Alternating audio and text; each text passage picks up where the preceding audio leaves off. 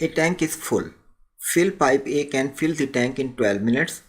Drain pipe B can empty in 8 minutes. If both pipes are open, how long will it take to empty the tank? ये situation दी गई है कि ए pipe इसको 12 minute में fill करता है और ड्रेन पाइप बी इसको 8 मिनट में खाली करता है। दोनों अगर चला दिए जाएं, यानी कि ये फिल कर रहा हो और ये खाली कर रहा हो, एम्प्टी कर रहा हो, तो टाइम कितना लगेगा?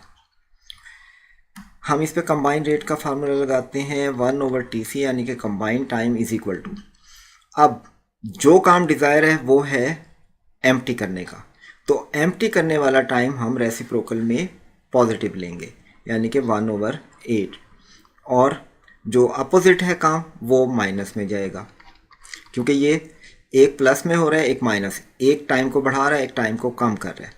प्लस उसको लेना है जो काम डिज़ायर्ड है, यानी जिनके जो आपसे पूछा जाता है कि उसको कितना टाइम लगेगा, तो वो 8 मिनट वाला है कि कितनी देर में एम्प्टी हो जाएगा, क्योंकि टैंक फुल दिया गया है।